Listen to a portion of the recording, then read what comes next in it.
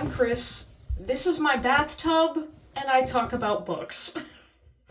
Now, normally it's, I'm Chris, this is my couch, and I talk about books, but I'm in my bathtub. Weird, I know. Don't worry, it'll come full circle later. Today's video is a TBR takedown, as the book talk girlies and booktubers are calling it. Whoever invented that name is a genius, and I love it. I'm stealing it. Thank you. We're talking about books I picked off my TBR, and I originally had a kind of opening for this video, and while I'm editing, I realized that it wasn't really an opening, and it just sucked. So here I am, making the intro, which you will see me in this exact same outfit at the end of the video when I talk about my last book that I read. I started this in May. It's currently June 4th. Happy Pride. So, let's get into the video. I can't wait to see you at the end. I have no idea how to do book vlogs. I've been doing YouTube for a couple of weeks now, and I still don't know what I'm doing. So, this is gonna be a weird one. Let's get into it. Cookie's here. This is not my normal setup. At the time this uploads, I don't know how many times this setup will have been seen, but hopefully just the one time. Look at these beans! I'm currently reading Brigands and Bread Knives by Travis Baldree. I have the dust cover taken off because I don't read things with the dust cover on. So far, I'm a quarter of the way in the book. Fern has been incredibly annoying. And I'm just at a point where she's finally not insufferable and being a whiny little butt. So, I'll get back to you on how it is when I finish the book. Today is May 2nd. Okay, I'll get back to you when I finish this. This is a new format for me, so I'll be back. Hi, I'm back. I have finished Brigands and Bread Knives by Travis Baldree. I had to wait a couple of minutes, as in like 30 minutes, to actually film this because I was crying because of the end of the book. It was sad. To me, it was bittersweet sad, you know? So, I just finished the book, and it was good. And yes, I know I'm recording in my bedroom again. 4 stars. I'd rate this 4 stars. It was good. The beginning half still really made me mad. There's also a couple of things in the book that I'm just like, why did we need to do that? The ending, absolutely, totally twist ending. It actually made me bust up laughing right at the end. And then it goes into the, like, other stuff that's kind of more bittersweet ending. So I cried a lot during that. But yeah, the actual twist end, I was like, I literally laughed out loud, like, really loud. It was good. The book was good. I think some of it could have been left out, but overall, it was a good book, and it's another one down. So, I don't want to spoil anything for this series, or spoil anything in this video in general, so it was good. I'm still, like, reeling over the ending, and also I'm just still, like, so sad. I cried a lot. I had to hold the book out from me because I didn't want to get tear stains on the page. I was like, boof! I'm a pretty easy crier, I'll be honest. Which is not a bad thing. So yeah, it was a great book. These characters are very enjoyable, the new characters that are introduced. You don't get a lot of the old characters from the other 2 books. You mainly get Fern, and then you're introduced to a lot of new characters. The other 2 main characters following along with Fern, that are depicted on the cover, are absolutely hilarious and very, very easy to get along with and get attached to, and I think that's what made the ending so bittersweet, is because I was attached to all of these characters, and then I was like, oh! But, great continuation to the Legends and Lattes series so far. I don't think I want another book in this universe, unless it is specifically Cal, because I think Cal would be a really interesting character to follow, but I don't want any more books in this series. I don't want Viv, I don't want Tandri, I don't want Fern. I don't even really want Asterix. I think this is a good ending overall. And I truly don't think there needs to be any more in this series. I will actually be surprised if Travis Baldree does more in this series. That was 300 plus pages. $20 going into my book fund. Let's go. I picked a random one off the shelf. I know this circulated around the interwebs for a while. I actually ended up not knowing anything about this book and then picking it up secondhand from Book Exchange. Shoot. 2 years ago? A year ago? Year and a half ago? A while ago? And then when I had it, and then now that I'm more in the book scene and more online book community, I've realized that this is apparently a big one that's circulated. I picked this up a while ago at the Book Exchange and thought it looked interesting. I did check though that this book is like 500 pages or just shy of 500 pages. No, it's exactly 500 pages in this book. That's hilarious. In this print. Let's be specific. So I'm going to give this one a go. And then we'll come back and I'll tell you how I felt about The One by John Mars. Which, it's so funny because there's a sticker that I haven't removed. It's a regular sticker. I can take it off. This says, soon to be a major TV series. And I'm pretty sure that's already happened. This book is also well-loved. The spine's definitely broke, which is fine.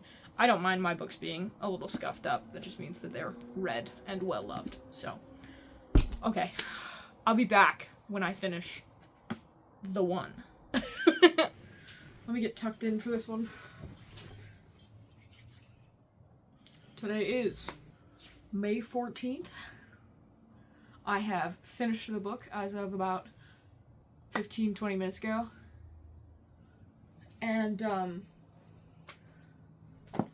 this book sucked. I haven't even given it a full rating. I almost DNF'd it multiple times. We had an incident where the front cover ripped at work while I was reading it, so I have taped the spine, since the spine was pretty well worn and broken anyways, but I've since repaired the spine. Also because I'm not keeping this book, so I wanted to repair it so that if somebody else wanted to read it, they can, and that way it doesn't get tossed out. So, but I hated this book. This book sucked. I was so close to DNFing it. I don't like how John Mars writes very much. I didn't like that not one of the stories felt like just a normal love story. Like, the whole premise is finding your DNA match and falling in love.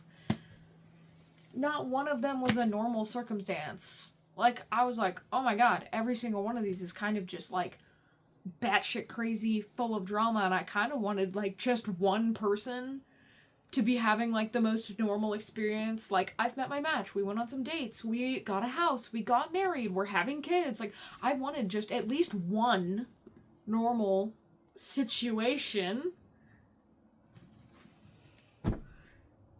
And then spoilers, of course, spoilers.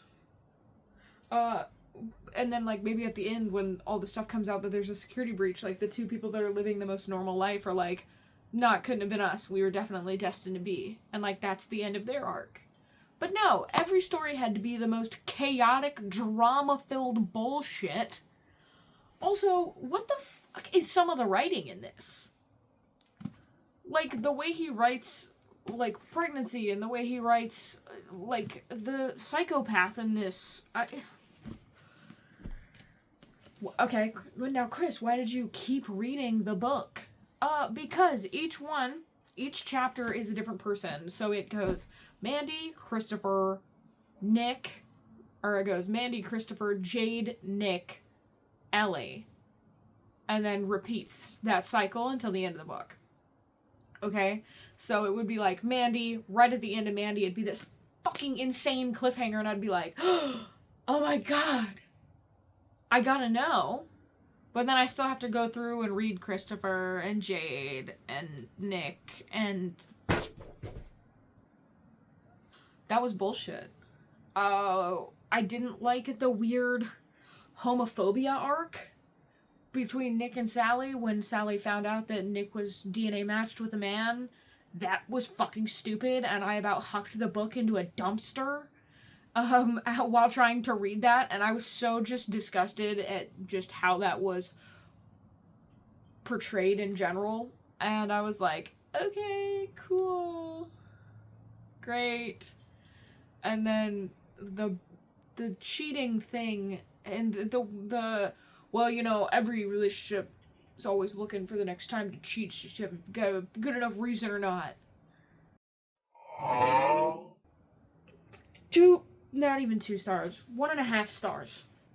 1.5 stars only because for quite a few of them, it would leave on the most absurd cliffhanger, and I would be like, well, I gotta know.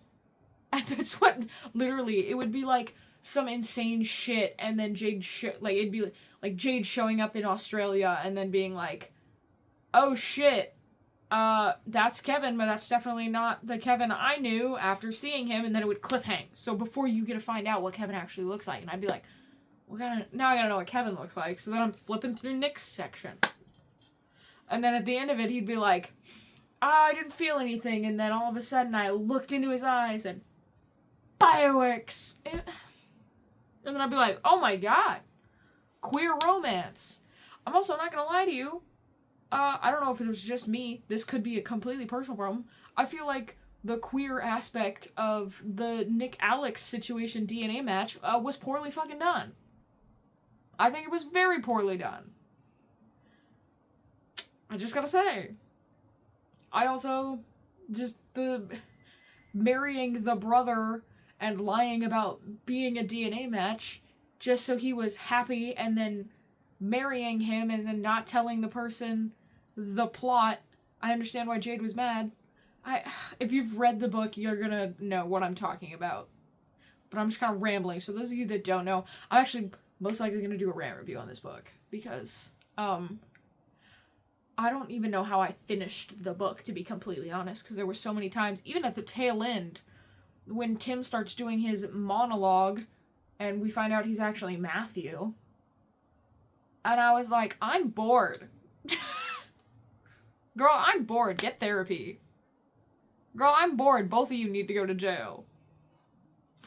Anyways, books suck ass. I cannot, dude. I remember hearing that. I got the book because it looked interesting a long time ago. Later, I found out it was pretty popular on Book Talk, and I was like, oh, that's kind of cool. I'll get around to it. Well, I've gotten around to it. Again, not for me, but also I knew that, like, romance-style books weren't for me, but this didn't even feel like a romance novel. It felt like a fucking drama fest. Because I've read some romance novels, and found them very enjoyable. This is just pure drama. And it's advertised as, like, a romance thriller. Post-recording, Chris actually went and double-checked the genre, because I thought it was categorized as a romance thriller. It is categorized as a sci-fi thriller. So I was wrong. And the book technically is categorized correctly. And I don't care, I still didn't like it. Okay, that's all. I wanted to clarify my mistake. It's shit. It's just shit all the way around. I did not appreciate it or like it. That was so much. I'm also not gonna lie to you. I feel like having 5 different people was a lot of jumping around. Because then by the time I'd get to the next round and I'd already be reeling over the last cliffhanger, and then I'm jumping into the next one, I'm like, oh my god, wait, what was the last cliffhanger for that? And then they time skipped so much without really telling you. Like, it was insinuated, but then you're, like, trying to keep up. It was a lot, okay? Anyways, I'm going into next up on books. The next book in this TBR takedown is going to be Salamanderstrom by Brian Schock. I have not read any Redwall novels. I've mentioned this in a past video. This is up next. I'll be back when I read this. I'm hoping this will be better than whatever the fuck I just read. Okay, I'll catch you in like literally 2 seconds. Error on my part letting my youngest cat in here with me. And he's got poofy tail. Look at this guy. Look at this guy. Look at this little guy. After probably way too long, I finished Brian Jacques' Salamander Strom, a Redwall novel. I was actually having kind of a hard time getting into this. It is a juvenile read. And it was one I was like, I'm an adult, I can read whatever the hell I want. And I missed out on these when I was a kid because I was too busy reading Warrior Cats. This took me a while also just because I've had a lot of things happen in the last week or two. And yeah, it has been that long since I started this. So, this overall was pretty good. I feel like I would have enjoyed it way more as a teenager than I did now. So like 3.5 stars if we're doing a star rating. I thought it was a really fun read. I had a great time. It had me tearing up a little bit because I was getting attached to some of the characters, and I didn't realize how many characters just get offed in this book. And I was like, I know it's a juvenile read, and I actually had to go and look it up and be like, what is the age range in which kids are reading these books? And they said anywhere from 8th to 12th grade. And I was like, that's such a wide range. And then reading this, I understand why. Because at that point, it's up to discretion of, like, parent or child comprehension. Like, where this would fall. I will say the thing that kind of got me the most was some of the, like, old dialect. Like, in my brain, I could not process what the characters were saying, and then I would say it out loud and instantly know what they were saying. It was, like, one of those weird disconnects. But I did have a really good time with this, and I probably will end up reading more of these. It was really fun. I enjoyed it a lot. So I don't have, like, a ton to say about this, to be honest. Like, it was good, and it was fun, and I'm glad that I've gotten the chance to read it now. I do, like I said, strongly think that I would have enjoyed these more as a teenager. But that's alright. We live, we learn. My husband picked out my next book off of my TBR, which is a withdrawn library book that I got at a library book sale, forever ago. Not forever ago, like last year. It's supposedly supposed to be a bunch of well-known YA authors writing short stories and then compiled into an anthology book. So it's supposed to be like 10 actual stories, 1 graphic novel, and 1 play. And when I was flipping through it, I actually did find the graphic novel in there, which I didn't know about.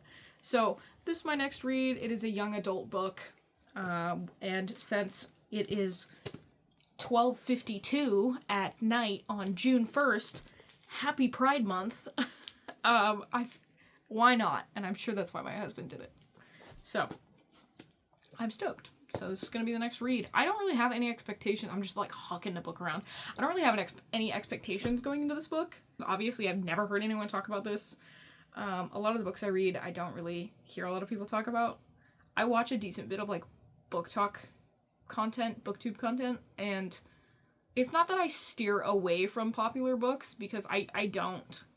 But I have I don't want to say a weird taste in books. Like, I'm all over the place when it comes to, like, consuming reading and writing. Like, I don't know. It is, like, almost 1 o'clock in the morning, so I'm a little out of it right now. I actually waited way too long to review this book because my phone was dying, and then I got sucked in Instagram Reels that my friend sent me. So now we're here, and I'm actually, like, really tired, so we're gonna do this. I also have a library book I'm currently in the middle of, so I don't know how long this book will actually take me to read. I'll be back in a bit with this one. This one was good, though. Another one bites the dust. Hi, I messed up. I'm back in the middle of the book, which is not something I anticipated doing, but I realized that I messed up when introducing the book that I'm currently reading. I'm currently reading, as you know from this video, Fresh Ink, which is an anthology. This is not a queer anthology. I was wrong. I, like I mentioned, don't know anything about this book, and I'm a bit in now. It's been a day. I read a lot of this last night. This is not what I thought it was. I actually went and looked into it. So I am currently on rhcbooks.com, which I believe are the people that published this book, but I could be wrong here. But I wanted to read you what the actual book is about. So there are queer stories in here, but this is a specific diverse anthology. So let me read you what I found. So the back of this book states, "Careful, you are holding fresh ink. And not hot off the press, still drying in your hands ink. Instead, you are holding 12 stories with endings that are still being written, whose next chapters are up to you. Because these stories are meant to be read and shared. 13 of the most accomplished YA authors deliver a label-defying anthology that includes 10 short stories, a graphic novel, and a one-act play from Walter Dean Myers, never before in print. This collection addresses topics like gentrification, acceptance, untimely death, coming out, and poverty, and ranges in genre from contemporary realistic fiction to adventure and romance. It will inspire you to break conventions, bend the rules, and color outside the lines. All you need is fresh ink." This is a diverse... Sorry, I'm gonna keep that in the video, actually. I deal with that frequently in this apartment. It's my downstairs neighbor, so it's okay. It's all right. Anyways, this is meant to be a diverse collection of stories from people that didn't see themselves in writing back in the day, and they wanted to make writing that everyone could see themselves. So in the first 3 stories that I've currently read, one was about a couple, and then it's about getting one of those eraser tattoos you do when you're a kid because they're like teenagers and one's moving away and the other one's stuck behind. The next one was 2 senior girls at a convention, and then it's them trying to navigate like a blackout period during a Denver Comic-Con, and they're both trying at the same time to subtly figure out if the other one is also interested in women, and navigate trying to ask another girl out. And then the one that I'm currently in the middle of is talking about how Native American or Indian reservations only go up to a certain grade before you're dropped off into public school, and so it's a lot of the res kids that are now introduced into very much white neighborhoods and how they face discrimination and how some of them try to blend in and how some of them don't blend in. And so, yeah, it's a lot of diverse stories. So I wanted to clarify that because I was mistaken. And I want to make sure that I'm portraying some of these accurately. Especially in the case of something like this, which is very important to portray accurately. Anyways, I'm going to go back to reading this, and then I will give you a better review of some of these. Like I said, I've already read like 2.5 of these just last night. The writing in these is really good. Obviously, I like some of the writing better than others because this is multiple different authors. Okay, I'll see you... Shoot, with how fast I'm cooking through this, I'll see you in like 2 days. So... I finished Fresh Ink, which is a diverse anthology about just a bunch of short stories by YA authors, and they don't all have complete endings, but all of these stories are incredibly well formulated. I highly recommend this book. This is great for all ages. It's marketed as a YA, but this is an incredibly amazing storytelling on all of these authors. I don't really have the words to tell you how good this book was. If you can find it at your local library, I highly recommend it. You can also go to diversebooks.org and directly support them through there. They work with lots of indie authors and do a lot of really good work in the book community and diverse community. There's a lot of queer stories in here. There's a lot of Black stories in here. There's a lot of different cultures in general. There was Native American, there was Persian, and overall the book was incredible. Absolutely amazing to a point that I don't really know how to put it into words, but I do highly, highly recommend you go and read this book. Yeah, that's what I have. Now, if you're wondering why I'm soaking wet, I don't know. I had this idea and it was a really bad idea. And here I am. So, this is how we're ending this book vlog.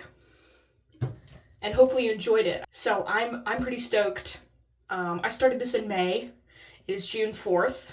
I finished this book in like 3 days. And it's in a plastic bag because I'm soaking wet and I didn't want to ruin it. This is not my smartest decision, but one I've made. I would be very interested in looking into a decent amount of the authors that have worked in this anthology. The play that was written, I read it. I was kind of intrigued because I didn't know how that was going to go or translate in a sense of reading instead of like watching a play. And I gotta say that it was not nearly as difficult, or I still got a good amount out of reading the play that you would watching a play. Like I was reading it and just kind of like visualizing it, and I guess I wasn't expecting that in a sense. The graphic novel was a little interesting. I don't feel like I understood it, to be completely transparent. I don't feel like I understood the graphic novel very well. So that might be one I need to go back and reread again and see if I can get more out of it. It was really short and I just didn't understand it. I will say that's the one I really truly didn't resonate with me. So yeah. I'm drenched for this video for no reason at all outside of shock value. And also, I thought it would be funny, and here I am. There's water in my eye. This is gonna be part 1. I want to do this again. I want to do a part 2. So, yeah. So I'm not gonna show you the next book I'm gonna read, because that will be in part 2. Yeah, that's what I have.